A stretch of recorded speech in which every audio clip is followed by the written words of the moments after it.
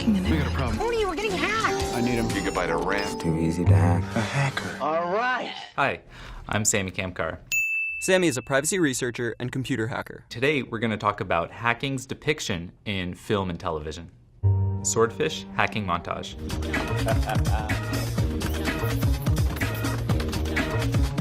In this clip, we see a pretty recurring theme in a lot of movies that depict hacking, and that's a 3D visual interface. That's not my problem. That really has nothing to do with hacking. I don't know what the is going on in this place. Or is really not an efficient interface to use at all.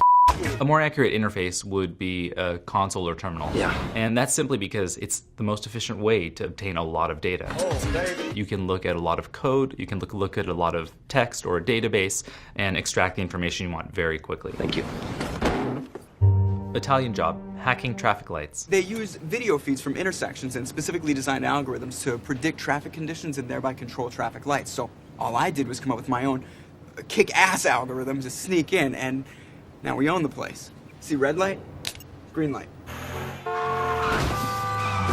Many of these traffic light systems are actually controlled through systems called SCADA systems, which are industrial controllers that allow things like traffic lights. Lights are working fine. Just an accident. In Los Angeles, a number of streetlights were actually hacked several years ago. Oops. And many of these traffic lights are actually controlled over the internet and often don't even have a password to connect to them. Wow, but it's awesome. Is that not awesome? So, totally realistic. Chuck, hacking into the Federal Reserve. In this clip, we see a common theme, and that's pretty interfaces that really have nothing to do with hacking. Thanks for the help. There's too much information just coming up and down, and it's too quick for you to actually obtain any useful information. I'm sorry, we still talking? You pretty much never see pop-ups when you're doing any sort of programming or hacking like this. Who are you? In the middle of the clip, they also talk about optimizing their compilation. You know what? You actually have a little hiccup there at the bottom of your page. The compiler can't optimize a value away like that. What they're talking about is actually optimizing something within code, and you're typically doing compiling when you're writing some source code, and then you're compiling it into a program or binary that you can later run. You seem to know your way around the computer. It's kind of unrelated to what they're doing. Oh, I'm losing. So they did take some programming jargon and throw it in the middle there. Rookie mistake, I'm sure it won't happen again. Skyfall, MI6 gets hacked. He's using a polymorphic engine to mutate the code. Whenever I try to gain access, it changes. It's like solving a Rubik's Cube that's fighting back. The 3D graphics here are similar to what you see in Swordfish. Oh, baby. They're not really representative of anything you'd actually see. Unlike Swordfish, there are more realistic aspects in this clip. For one, they're talking about polymorphic code. He's using a polymorphic engine to mutate the code. Polymorphic code is a program that essentially changes itself to try to hide itself. To conceal its true purpose. Our filters will no longer work, and it can continue to spread. They talk a little bit about that in this clip. Whenever I try to gain access, it changes. They show hex code, which could be of the virus. It's just another way to represent binary data or binary information, and that is pretty accurate. However, for the purpose of the plot, they do add Granborough, which is not real hex code, as all hex characters are 0 through 9 or A through F, but they show that for the purpose of the plot. Told you. Hackers, competing with another hacker. Hey. Unbelievable. A hacker. That's enough.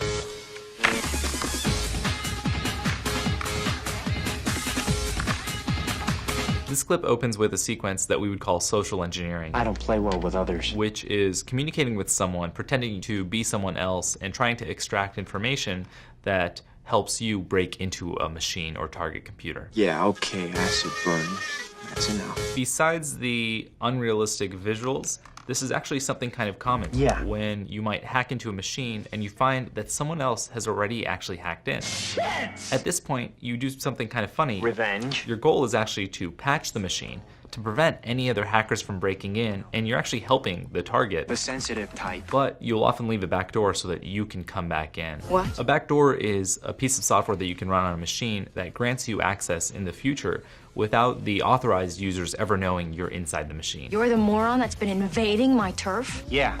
War games, 1980s hacking. Are those your grades? Yeah. I don't think that I deserved an F. Do you? This is actually an accurate representation of hacking back in the 1980s. All right. Back then, it was called phreaking. Phreaking with a PH, as in phone hacking. Yeah, weird, isn't it? In this case, he's actually dialing into a computer network over a telephone line. Dialing into the school's computer? Except when you would dial into a dial-up, you were dialing into an ISP or internet service provider. Here, he's actually dialing directly into the computer that controls the grades. They change the password every couple of weeks, but I know where they write it down. And this is exactly how bulletin board systems, or BBSs, worked back then, and a number of other systems as well. Yeah, okay. Bye. Accessing a server, Tron Legacy. We will be making our debut on Tokyo's Nikkei Index. OS 12 is the most secure operating system ever released. Come on. Many films will depict hacking as accessing a machine and installing some malicious software. OS 12. Whoa. Still a few bugs. However, I don't really consider that hacking. How am I supposed to explain that? In this case, he's breaking into a place, physically accessing a computer that doesn't ask for a password, that has no encryption, or has no other authorization. So he's simply accessing a computer and uploading a virus. A little gift. Hacking into a hospital, Mr. Robot. Hospitals. A heavily networked one like this are almost too easy to hack.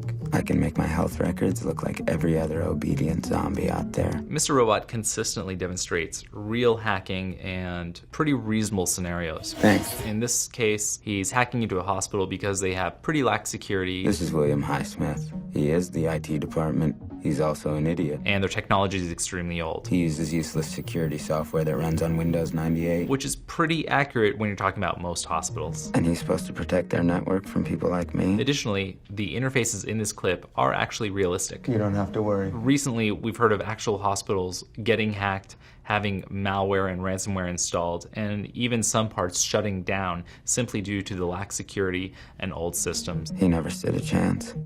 NCIS, stopping a hack. No way. I'm getting hacked. Oh, port scan? It's moving too fast. Losing our connection to the Infos database. Sever it. I can't. What is that, video game? No, Tony, we're getting hacked. I don't know what we want to say about this. It's too much. I've never seen code like this. Stop the pop-ups. Oh, this is not good. Defending against a hacker, untraceable. Whoever is behind the site is local and wants attention.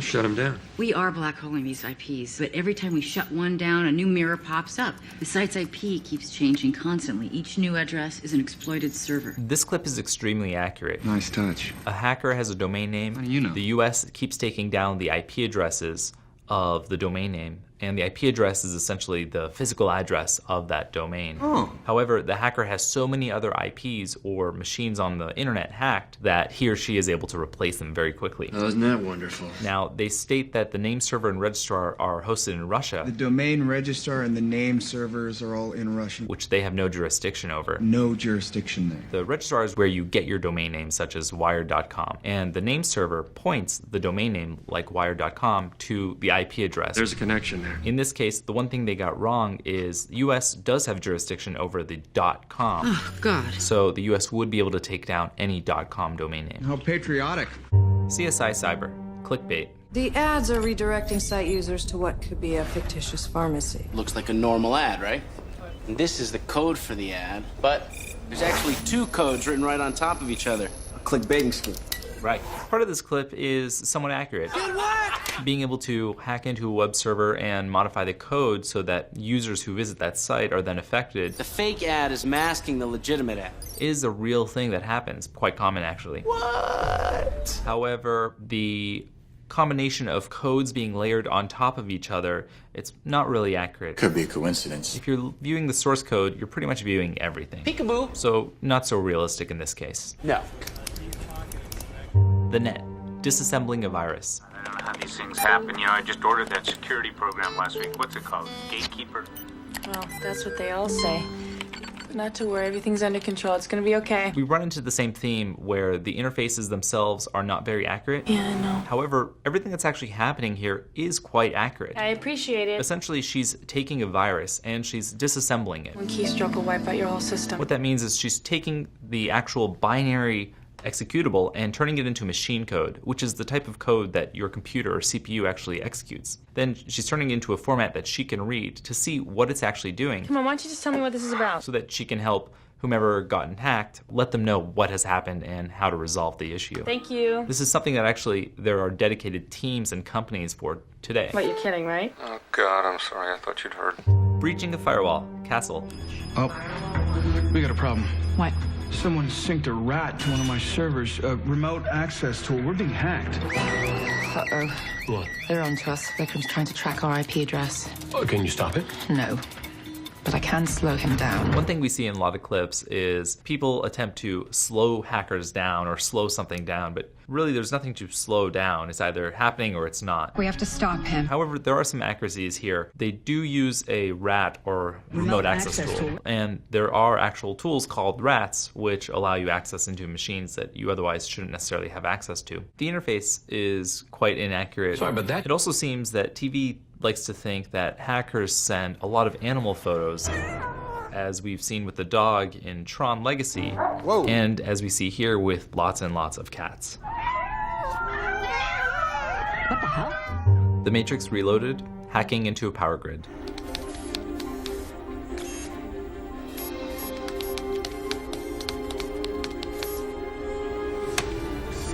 In this, we see some realism. How do you know that? We see an actual Unix terminal, and someone is actually using a fictitious tool called SSH nuke. And what it pretty much does is it gives them access to the power grid. How does he always know? It drops them into a root shell on a Unix machine, which actually is pretty realistic. Thanks. And then they use another tool, SSH, to log into another machine as root, which is the administrative privilege. It gives you pretty much full access to do whatever you want. Yeah, she can do that. Unrealistic. You have the SSH nuke tool, which is not a real tool. Additionally, most power grids aren't on the internet,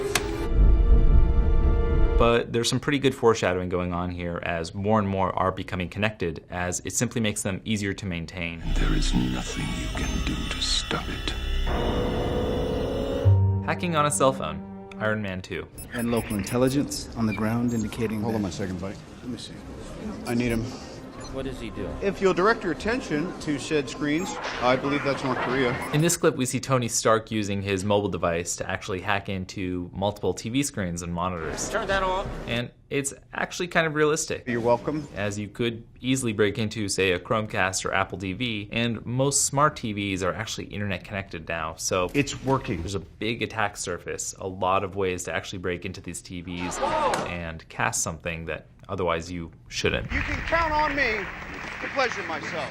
Weird Science, stealing processing power. Problem is your computer's a wimp and we need a lot more power than this. That's the problem. What do you suggest?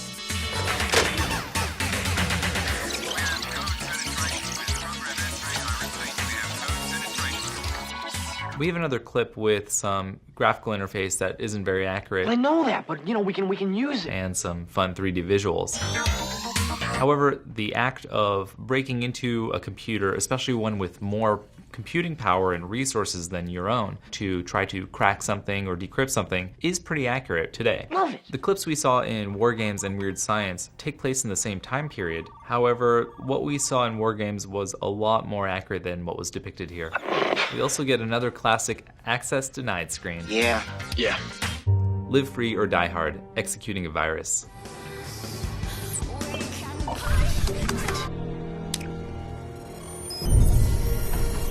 In this clip, they don't really show actually any hacking.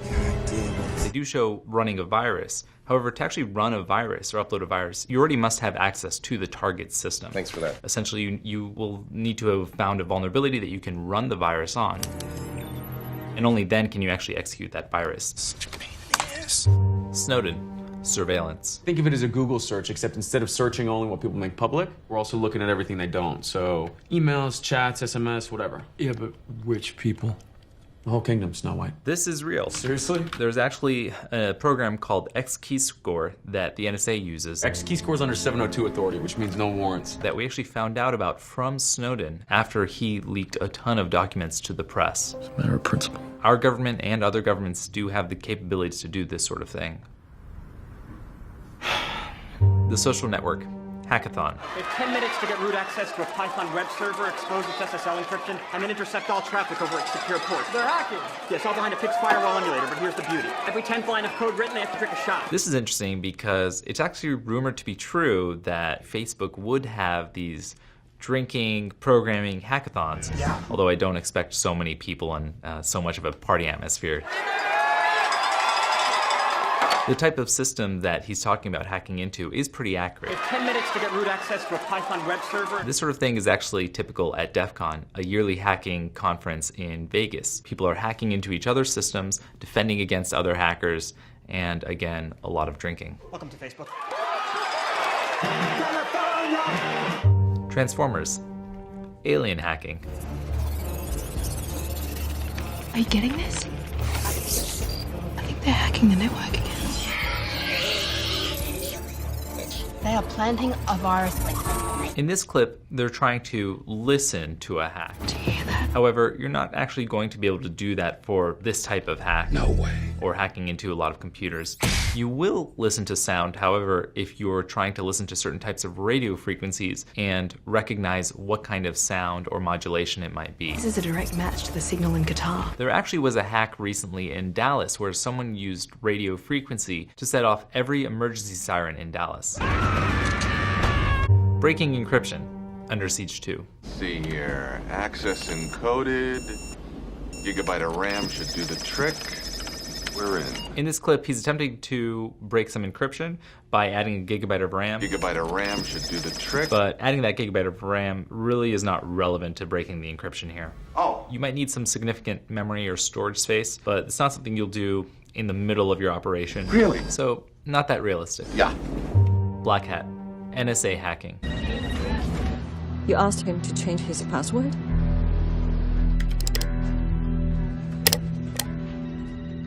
When he downloaded the PDF, what he downloaded was the keylogger.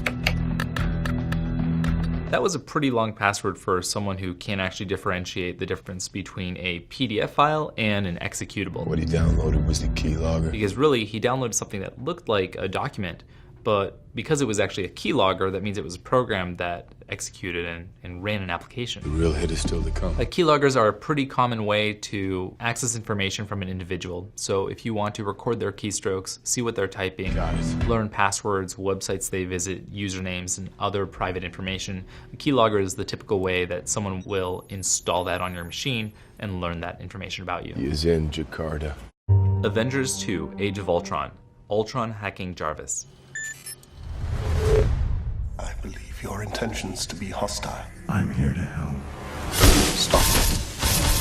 Please, may I? At the rate of progress with machine learning and artificial intelligence, something like this where two different systems could actually begin to learn about each other, communicate with each other, and actually attack each other. This is rage. The visualized 3D orbs in real space are not so accurate. This is insane. In the future, machines will be able to think and will have access to physical components that they can actually move around. I am a program. I am without form. This feels weird. So we could see something like this. However, the actual orbs of electricity or balls of electricity, that is pretty much set in science fiction. We're out of my field here. Criminal Minds, hackers competing. First, we need you to look up the name Colby Baylor. Well, this might be the coolest girl I've ever met. Or her GUI is mind-blowing. Well, that's weird. Oh, no, you don't. You wanna play? This is also kind of similar to Hackers, where two hackers were competing, taking over control of a machine. It was a bit more accurate in Hackers, as they were essentially competing on the same target system, trying to prevent the other person from accessing it. In this, you see they're competing on a system, but then someone else's system actually gets hacked. What the hell? So in this case, there are multiple systems getting hacked, and it's just a little bit less realistic. This isn't good. They mentioned the Linux operating system. It's completely Linux-based, open source programming. And you don't see this in government systems, I mean outside of like Switzerland. Which actually is used in plenty of governments. Are you serious? There's lots of open source software is used sort of across the world, including our government. Right, I get it. The GUI comment is not too accurate. Her GUI is mind-blowing. Usually when you're breaking into something, you're not actually going to run into any GUI or graphical user interface. Well, that's weird. And even if you do, it's usually not that exciting. Sneakers. Freaking. I'm gonna bounce this call through 9 different relay stations throughout the world and off 2 satellites. Fort Meade, Maryland. Good afternoon. National Security Agency, Director of Operations, please. Where's this, please? It's my dime. I'll ask the questions. It started the trace. This is a cool demonstration of phreaking, where they're actually jumping not just to one other machine over the phone. Who are you? Mr. Abbott. They made the second leg. But actually relaying from phone to phone to phone. Can you guarantee my safety? Where is the item? Hang up, they've almost got us. Hang up, fish! Phreaking is not as popular anymore as most machines are internet connected rather than dial-up or phone connected. We make the call, but we make it our way. Algorithm. Hacking via email. You know where the weakest link in any security system is? It's you, with your shitty passwords, and how you share every part of your life online. And now I own Sam Novak's computer.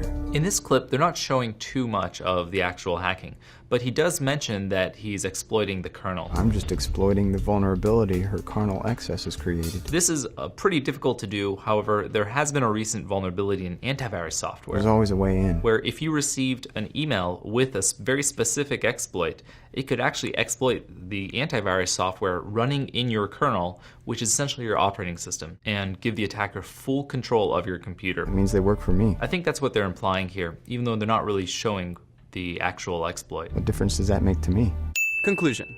Hollywood has the challenge of depicting hacking, which can actually be quite a challenge because it's not that visually stimulating. However, it is always exciting when I do see a clip that actually is realistic.